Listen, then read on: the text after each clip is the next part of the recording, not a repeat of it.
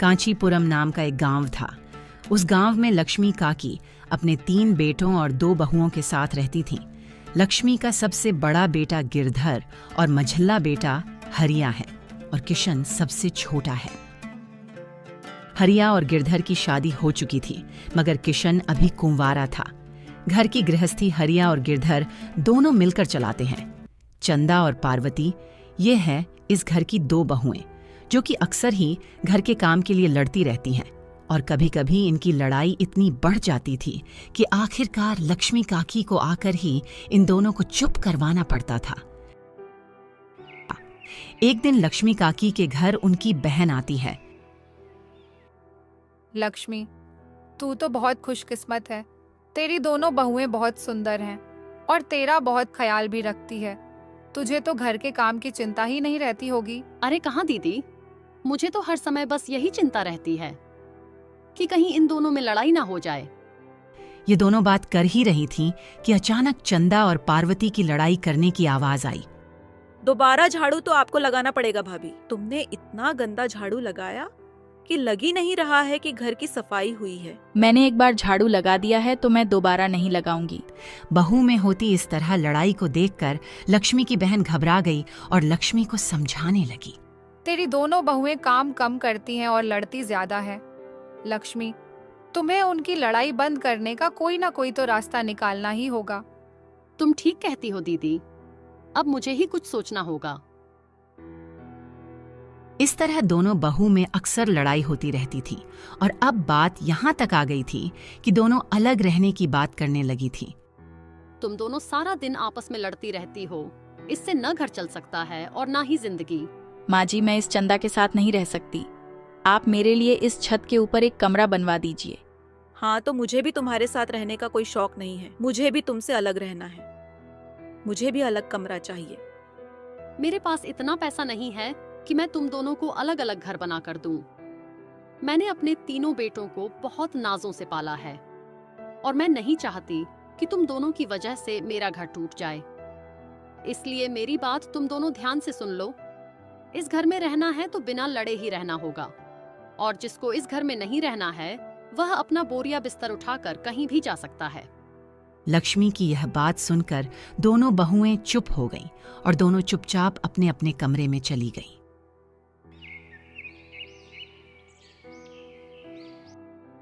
माँ, यह लो इस महीने की तनख्वाह।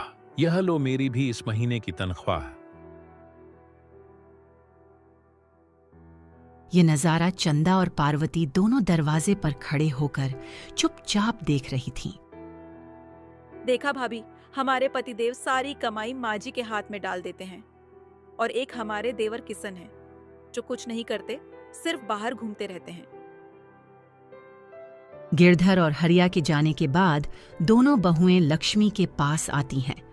माँ जी, यह बात बिल्कुल सही नहीं है। क्या बात सही नहीं है बहू? जरा खुल के साफ साफ बोलो।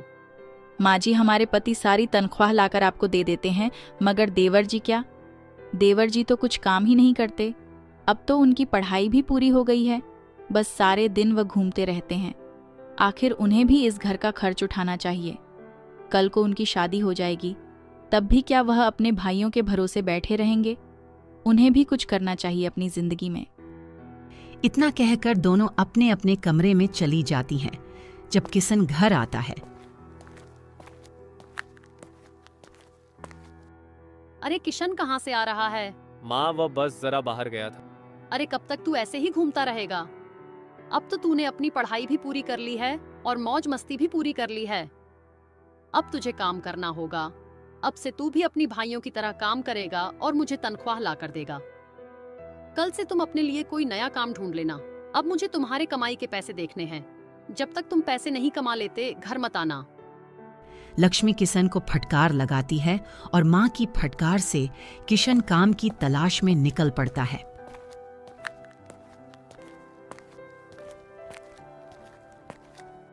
किशन ने काफी काम की तलाश की, मगर उसे कोई काम नहीं मिला। थक हार कर कुछ दिन में वह घर वापस लौट रहा था कि तभी उसको माँ की कही हुई बात याद आई। जब तक तुम्हारे हाथ में कुछ ना हो, घर वापस मत आना। किशन को समझ नहीं आया कि वह खाली हाथ माँ के घर कैसे जाए।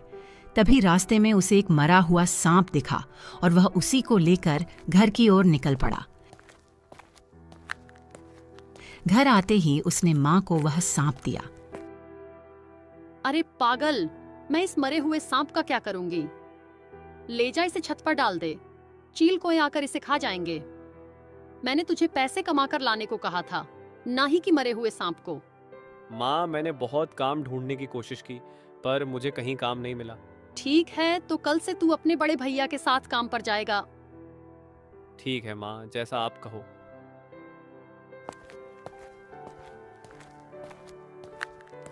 किसन ने सांप को छज्जे पर फेंक दिया। उसी दिन राज्य की रानी एक सुंदर से तालाब में नहाने गई। उसने अपनी एक कीमती हार अपने दासियों के पास छोड़ दिया। अचानक एक चील ने चमकती हुई हार को देखा और उसे छीन कर ले गया। दासियों ने चिल्लाया, लेकिन कोई मदद करने नहीं आया। रानी इतनी उदास हो गई। रानी को उदास देखकर महाराज ने पूरे नगर में यह ऐलान किया कि जिसने भी उस हार को ढूंढा उसे बड़ा इनाम मिलेगा।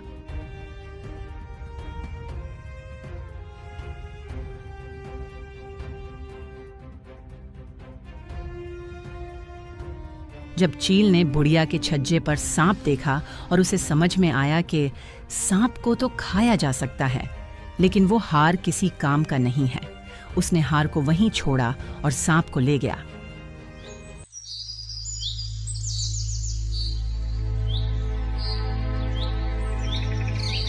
क्या महारानी का हार चील उठाकर ले गया है? बेचारी महारानी कितनी उदास हो गई होगी वो। बहुओं, इसीलिए कहा जाता है किसी भी चीज का इतना मोह मत करो कि उससे तुम्हें इतना लगाव हो जाए कि अगर वह खो जाए तो तुम दिन भर उदास रहो। काश मुझे वह हार मिल जाए तो मैं महाराज को जाकर वह हार दे दूंगी और बदले में उनसे बहुत सारे कीमती सिक्के मांग लूंगी। फिर उन सिक्कों से मैं अपना एक अलग घर बनाऊंगी और भाभी को तो मैं अच्छा मजा चखाऊंगी।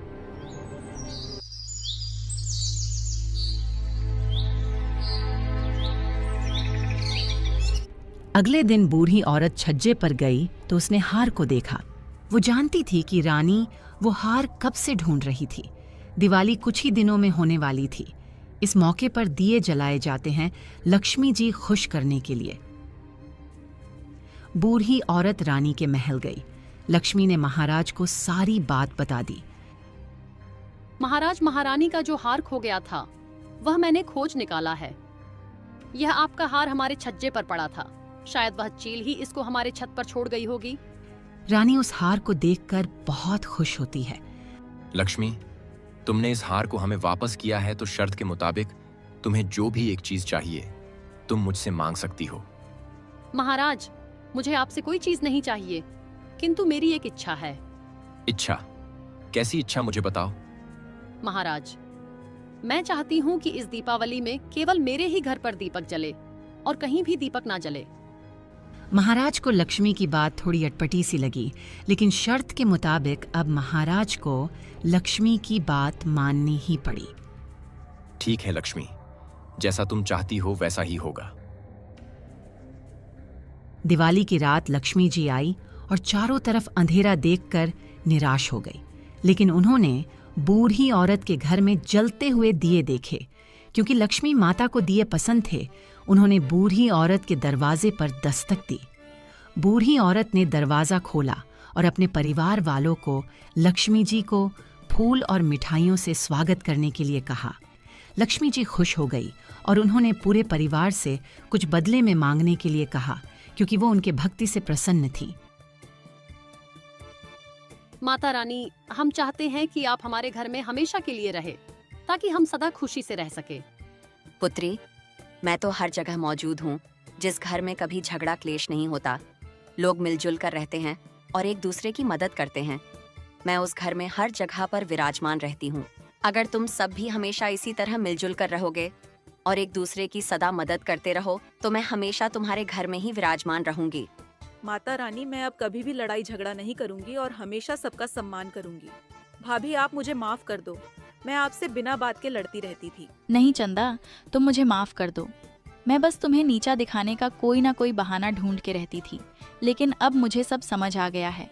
मिलजुल कर रहने में ही घर में खुशियाँ आती हैं। चलो, अब तुम सब मुझसे वादा करो कि तुम कभी भी लड़ाई झगड़ा नहीं करोगे और सभी मिलजुल कर एक साथ रहोगे। और लक्ष्मी, मुझे तुमसे कुछ बात करनी है। तुमने मुझे बुलाने के लिए जो तरकीब अपनाई है वह सही नहीं है। तुमने मुझे बुलाने के लिए केवल अपने घर में दिए जलने दिए और बाकी नगरवासियों के घर अंधेरा कर दिया। ये तुमने सही नहीं किया। माता रानी मुझे माफ कर दे। मैं अभी महाराज जी के पास जाकर अपनी शर्त वापस ले लूंगी। ठीक है लक्ष्मी, तो जो जो तुमने कहा है उस कार्य को पूर्ण करो। लक्ष्मी राजा के पास जाती है और अपनी दी हुई शर्त वापस ले लेती है। फिर क्या था, फिर सारे नगरों में दिवाली मनाई जाती है और लोग दीप जलाकर माता लक्ष्मी का स्वागत करते हैं।